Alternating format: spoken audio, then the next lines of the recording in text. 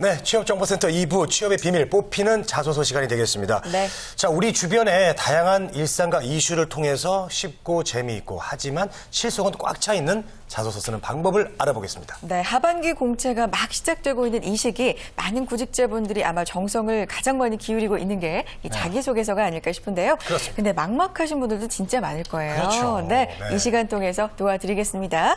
자, 뽑히는 자기소개서의 비밀 이분이 공개해 주실 네. 거예요. 페어링 HR의 신현종 대표님과 함께하겠습니다. 어서 오세요. 네. 반갑습니다. 그렇습니다. 우리 신현종 대표님은 참 언제나 바른 소리 많이 해주시고 정말 직언을 또 많이 해주시는 그런 분 아니겠습니까? 다 도움이 돼요. 그렇습니다. 네. 오늘 주제는 무엇이죠? 예, 뭐 밝게 얘기하지만 듣고 나면 좀 어두운 얘기를 항상 해드려서 이게 좀 그런데요.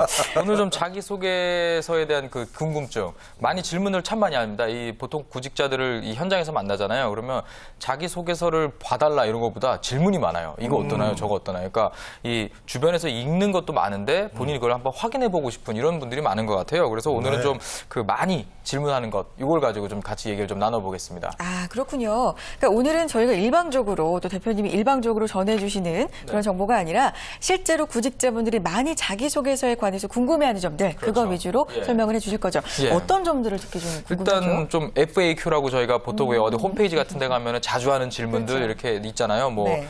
굳이 해석하자면 이제 뭐 빈도가 높은 질문에 대한 대답 뭐 이런 건데요. 보통 취업 준비생들이 많이 이 질문하는 것들이 좀 있거든요. 그걸 좀 같이 오늘 답을 드리겠습니다. 아, 네. FAQ. 그렇습니다. 많이 물어보는 질문들. 기대가 자주 되네요. 묻는 질문이에요. 네. 예. 자기소개서가 이제 엄청 많습니다. 이제 받은 게. 그렇죠. 우리 정말 면접관님들이. 많죠. 네. 진짜 궁금한 게 예. 그걸 다 읽습니까? 그렇죠. 가장 많이 나오는 질문 1번이죠. 가장 읽느냐 이건데 이 10,000명이 지원하면 만장이에요. 거기 뭐 분량이 많으면 거의 엄청나죠. 옛날에 뭐 대림 산업 같은 데는 16,000자 이랬거든요. A4 용지를 뽑으면 8장이에요. 이런 회사는 뭐 10,000명이 지원하면 뭐 엄청나죠. 근데 상당히 많이 보는 질문 이렇게 써도 읽습니까? 많이 물어보는데요. 보통 우선 답을 좀 먼저 드리자면 다 읽지 않습니다. 이렇게 좀 대답을 드리겠습니다.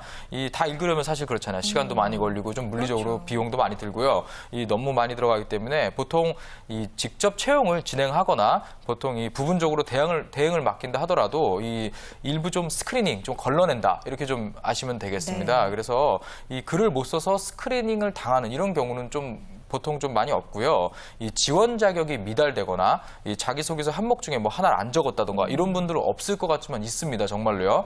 그리고 뭐 지원자의 나이 그리고 뭐 근무 지역과의 거리 뭐 이런 것 등을 좀 사실 그 복합적인 요소가 좀 있어요. 이런 데이터에 근거한 이런 걸 그 바탕으로 기업마다 좀 다르게 이 선별된 서류를 좀 많이 뽑아냅니다. 네. 그래서 이렇게 선별된 서류를 읽고 면접 대상자 혹은 또 직무 적성 검사 대상자를 선발한다 이렇게 이해하시면 되겠습니다. 네. 네. 스크리닝이라고 해주셨어요. 이게 구직자분들이 일명 소위 필터링이라고 하죠. 네. 서류 전형에서 뭐 몇몇 조건으로 그렇죠. 걸러내는 걸러내는 작업들. 작업이죠. 그거와 좀 다른가요? 어떤가요? 필터링은 학생들이 생각하는 이 필터링은 뭐 토익 오름차순으로 밑에 싹 없애고 이런 거 이제 저희가 네, 필터링이라고 하고요. 네. 이 스크리닝 같은 경우는 일단 자격 조건을 걸고요. 거기에 미달하는 사람을 빼내는 작업이라고 생각하시면 되겠습니다. 사실 뭐 비슷해요. 뭐 어차피 탈락자를 선별하는 거니까 뭐 그거에 대해서 굳이 그렇게 뭐 용어적인 게 아니고요. 거기 안 걸리게 본인이 준비하시는 게 맞겠죠, 먼저. 근데 예. 놀랐던 게 네. 뭐 자기소개서 항목 중에 하나를 안 적었다거나 이런 분들이 실제로 있다는 거잖아요. 많죠. 오, 많습니다. 많아요. 뭐 전에 자소서를 한번 네. 받았는데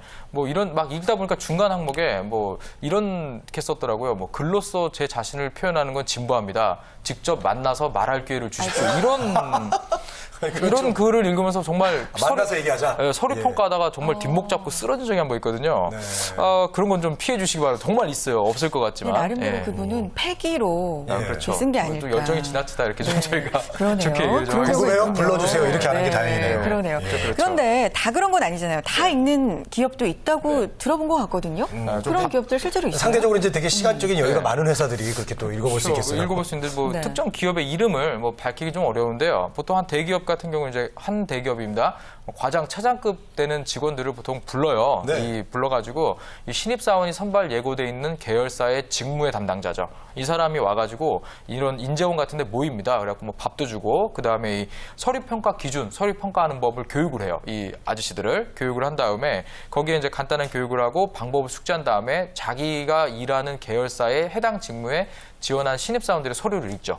서류를 읽고 이제 판단을 하고요. 그 컴퓨터에 이렇게 뜹니다. 합니다. 그러면 이제 뭐 사진, 뭐 이런 간단한 개인 정보 이런 걸 보고요. 몇 분 안에 이렇게 마킹을 해갖고 점수를 내는 이런 방식을 좀 하는 회사가 좀 있습니다. 네, 그렇군요. 그래서 여기 보시면 이제 네. 좀 회사마다 좀 다른데 네. 뭐 사실 자기소개서 뭐 모두 읽는다 이렇게 뭐 이런 회사는 전제를 좀 해야겠죠. 네. 근데 이 회사 같은 경우는 사실 상대적으로 이 정보가 없어요. 상대방에 대한 정보. 이 사람이 어떤 사람인지 네. 전혀 알 수가 없죠. 그래서 이 면접관도 이 사람이 들어오기 전에 다 읽는다 이렇게 생각들을 많이 해요. 네. 그렇기 때문에 면접에 갔을 경우에는 보통 면접관은 어느 정도 읽었다 이렇게 또 판단하시면 되겠습니다. 근데 또 사실 이게 정독해서 읽느냐 이 부분은 또 우리가 다시 고민을 해봐야겠죠. 네. 정독해서 읽으려면 사실 A4 한두 장도 시간 오래 걸립니다. 간단하게 읽을 수 있는 게 아닌데 한 가지 좀 예를 좀 들어드릴게요. 전에 한 그 증권사의 면접을 보게 된 여학생이 있었어요. 네. 이 친구 같은 경우는 보통 이 금융권 면접하는 분은 잘 알 겁니다. 자기가 지원한 그 금융기관에 가봐라, 영업점에 가봐라, 상담을 해봐라, 그리고 거기에 상품 정보 같은 거 갖고 와갖고 네 거로 만들어라 이런 얘기를 많이 하죠. 그럴 수 있죠. 예. 그럼 시키면 다 해요, 사실. 예. 뭐 가게 하는데 이 친구 같은 경우는 실제 방문을 시켰어요. 그래서 뭐 저희 사무실 근처 도곡동에 있는 한 지점에 가라고 했더니 또 갔죠. 쭈삣쭈삣 들어갔죠.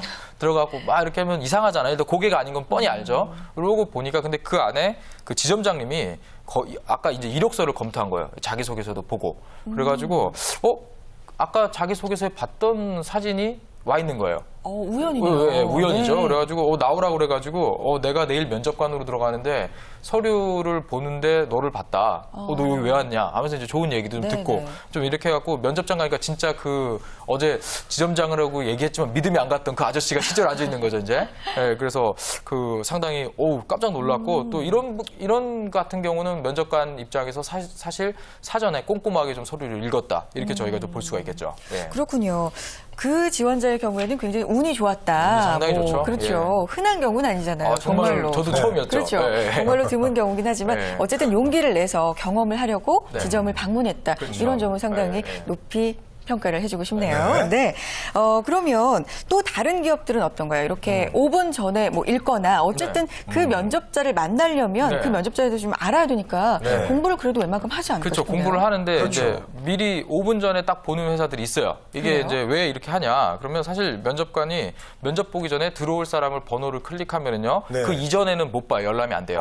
금지돼 그래요? 있다가 입력하고 5분 안에 딱 뜨면 이제 그때 읽을 수가 있는 그런 회사들이 있거든요. 예, 근데 네. 어쩔 때는 이제 그 전까지 자기소개도 못하게 하더라고요. 그렇죠, 왜냐면 서로 못하게 이제 또 뭐 얘기가 될 수 있고 이런 것도 좀 맞아요. 방어를 하더라고요. 네, 많이 방어를 하죠. 이게 예, 바로 예. 그 선입견을 못 갖게 하는 그렇죠, 거죠. 그렇죠. 선입견을 못 갖게 하는 건데 미리 읽지 못해요. 그래서 면접 들어올 사람을 만나기 전에 딱 클릭하면 2, 3분 안에 싹 읽고 그리고 면접자를 이제 만나게 돼 있는 이런 회사가 좀 있는 거죠. 그렇군요. 2, 3분 내에 읽으면 얼마나 그 사람 파악할 수 있을까? 뭐 그런 의심이 그래요. 들었는데 네. 선입견을 안 갖게 하기 위한 또 그런 의도가 있었군요. 예, 그러면 요런- 이런 회사들의 경우에는 어떻게? 이제 또 이런 회사들이 또 이런 보안 장치가 다 있습니다. 보안 그래요? 장치가 선불로 있어요. 그래서 이런 회사들 같은 경우는 지원자가 면접관이 어느 정도 이 사람에 대한 질문 리스트를 가지고 들어옵니다. 네. 그래서 이 회사에서 이 친구의 그 어떤 서류나 이런 걸 키워드나 이런 걸 패턴 추론 분석을 좀 해요. 네. 그다음에 어떤 질문 어떻게 하라 이런 식으로 미리 질문지가 와 있는 경우도 있고요. 평가 방식에 대해서 상당히 세분화해서 이 툴로서 평가를 합니다. 네. 객관적으로요.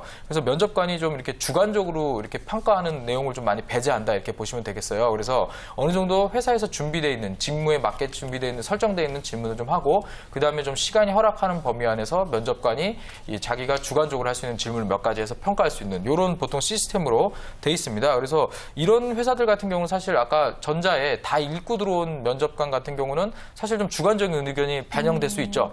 내가 이 친구 좀 만나보고 얘기해 보니까 좀 괜찮다라고 해서 좀 점수를 잘 줄 수도 있는데 이미 생각이 그렇죠. 있으니까. 생각이 어느 정도 그렇죠. 잡을 수도 있는 반면에 또 어떤 회사들은 주관적인 의견을 배제하고 어떤 딱 툴에 의해서 뽑겠다. 어떤 그 자기네 박스가 있어요. 그 안에 안 들어온 사람 안 뽑겠다. 이런 회사거든요. 그래서 전부 회사마다 스타일이 다르다. 어떤 것이 정답이다라는 건 없습니다. 그래서 제일 좋은 건 사실 최종 합격을 한 선배들한테 이런 무용담을 듣는 게 최고 좋습니다. 그래서 그렇죠. 얘기를 듣고 나면 이렇게 하는 거구나. 이제 근데 요즘 그 구직자들이 문제가 그 인터넷 검색만 하죠. 네, 선배도 적이에요. 선배도 적이고 선배가 저기라고요? 선배도 왜요? 뭐 회사 다니다가 뭐 다시 면접장에 나타나는 선배들도 많고 이러기 때문에 그 선배라고 생각 안 하고 또 적이라고 생각하다 보니까 이런 무용담을 들으려고 하지 않죠. 근데 실질적인 정보를 알아둬야 얘기를 듣고 여기는 이렇게 판단하는구나, 저긴 저렇게 판단하는구나 이런 거 좀 알 수 있겠죠. 그래서 좀 선배들한테 구전으로 전해 듣는 정보 이제 많이 없어졌는데 좀 선배들과 친해지십시오. 그래야 취업할 수 있습니다. 적극적으로 좀 도움을 그래요. 청하고 네. 이야기를 들어보고 그럼 좋을 텐데요. 네. 자, 그동안 궁금했던 건 이제 하나씩 해결하고 있는데 네. 또 이제 이게 궁금해요. 이 질문도 엄청 많을 거예요. 자소서 분량입니다. 분량. 분량 많죠. 예, 도대체기도 너무 많이 쓰면 또 과하다고 할 것 그렇죠. 같고 너무 적게 쓰면 또 성의 없을 것 같고 이게 너무 많은 고민이거든요. 그렇죠. 이게 상당히 많죠. 상당히 많은 질문 중에 하나입니다. 분량 어떻게 하나요? 네. 분량을 하는 질문하는 친구들은 뻔해요. 보통 컨트롤 C, 컨트롤 V를 할 건데 이 써놓은 게 분량이 안 맞아요에서 출발하는 질문이에요. 이게 이런 친구들 좀 혼나야 되는데 네. 보통 이제 인터넷으로 접수하는 회사들 같은 경우는 이제 인터넷으로 입력하게 돼 있어요. 뚜두둑 키보드 쳐서 입력하는데 몇 자 이상 적으면요, 팅 메시지 뜨면서 더 이상 적지 못하게 돼 있습니다. 그래서 입력이 안 되는데 이게 중요한 게 또 분량이죠. 그래서 기업마다 요구하는 분량이 좀 틀립니다. 그래서 이 복사해서 붙여넣기 일삼는 분들 분량 조절하기 참 어려워하는데 사실 이 제한 자수에 한 80%는 채워라. 저는 이 얘기를 좀 드립니다. 그래서 뭐 1000자면 800자 쓰라는 얘기거든요. 네. 그리고 보통 기업에서 이 DB화할 수 있는 요소예요. 이 자수나 이런 것들이. 네. 그래서 스크리닝하는 단계에서 이런 경우도 있어요. 그 항목 중에 몇 자 이하로 적은 항목이 하나라도 있으면 그 친구 빼라. 이런 그 오더가 올 수도 있거든요. 그럴 수 그래서 있겠네요. 예. 그래서 이런 걸 좀 생각을 먼저 해두시는 게 좀 좋겠고요. 그다음에 이메일이나 방문 접수하는 회사들이 있어요. 아직도 네네. 꽤 많습니다. 대기업에서 좀만 눈을 돌리면 실제로 출력해서 우편 접수하는 회사들도 많습니다. 이런 데 같은 경우는 그 반드시 공백 포함인지 불포함인지 이런 거 좀 확인을 해보신 다음에 이 접수를 할 때 바이트 수 같은 거 좀 이제 채용할 때 좀 넣는 게 있어요. 그래서 네. 채용 사이트에서 접수를 해서 출력해서 내는 경우도 있거든요. 그래서 이런 데 같은 경우는 저희가 그 학생들이 좋아하는 단어 있죠. 뭐 뱃 이런 거. 예, 그 바이트 수 높은 단어 이런 걸로 쭉 그거요?